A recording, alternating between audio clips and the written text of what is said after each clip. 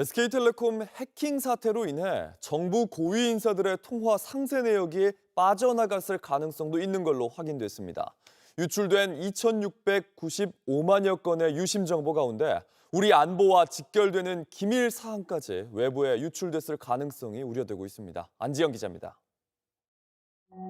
CDR, 다소 생소한 이 단어는 우리말로 통화 상세 기록입니다. 특정인이 누구와 어디서 얼마나 통화했는지 내역을 확인할 수 있습니다. 주요 인사의 휴대폰 번호를 알면 그 휴대폰 번호와 자주 연락했던 사람이 누구고, 그다음에 기지국의 위치가 식별이 되니까 동선이 어떻게 된다, 이걸 파악할 수 있다는 거죠. 가령 우리 국방부 장관이 특정 지역에서 매번 동일 인물과 통화했다면 그 장소에 어떤 보안 시설이 있는지 유추할 수 있는 겁니다. 이건 가상이 아닌 실제입니다. 통신사 해킹 사례를 분석한 미국 한 보안업체의 보고서. 해커 배후엔 중국이 있고 목적은 CDR, 즉 통화 상세 기록 탈취라고 적시했습니다. 정부 주요 관계자의 통화 상대와 빈도, 동선을 파악해 행동 패턴을 완성하려는 의도로 보인다고 설명했습니다. SK텔레콤 해킹으로 유출된 걸로 확인된 유심 정보는 2,695만여 건. 상업적 요구나 거래는 없었습니다. 전문가들과 민간합동조사단이 특정 국가의 정보전 차원 해킹으로 잠정 결론 내린 이유입니다. 제가 계속 보는 건 통화 기록이에요. 통화 기록이 이미 나간 건 회수 자체도 안 되기 때문에 그래서 통화 기록 유출 여부를 확인해야 된다라고. SK텔레콤은 CDR 유출 가능성은 낮다고 밝혀왔습니다. 하지만 민간합동 조사 결과 CDR이 보관된 서버에서도 악성 코드가 발견된 것으로 취재됐습니다. 또 CDR이 암호화되어 있지 않은 사실도 확인됐습니다. 누군가의 손에 우리 국가기밀이 들어갔을 우려가 점점 커지고 있습니다. JTBC 안지연입니다. SK 해킹 사태의 배후에는 중국의 해커 조직이 개입됐을 가능성이 제기되는 상황입니다.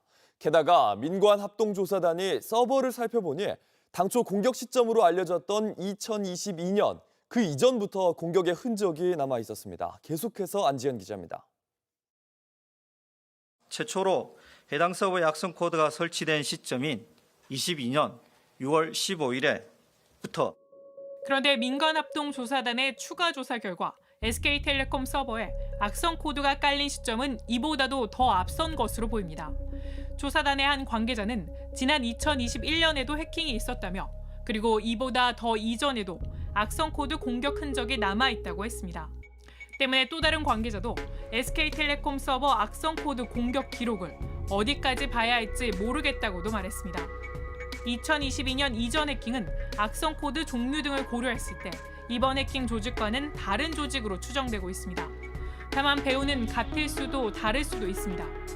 국가 주도 해킹 혹은 스테이트 스폰서드 어태커라는 용어를 쓴 지가 이미 한 15년, 20년 가까이 됐고, 이미 오래전부터 국가가 해킹의 배후가 되어 온 건 사실이고.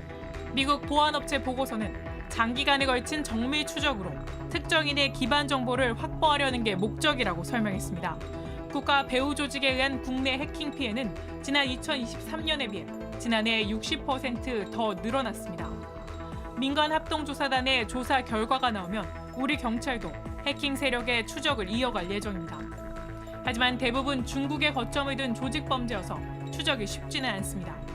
국가 간 정보 전쟁은 이미 현실입니다. JTBC 안지연입니다. 아침엔 앵커 정재우입니다. 지금 이 기사 가장 먼저 매일 아침 7시 반에 보실 수 있습니다. JTBC 뉴스 채널을 구독해 아침엔과 하루를 시작하세요.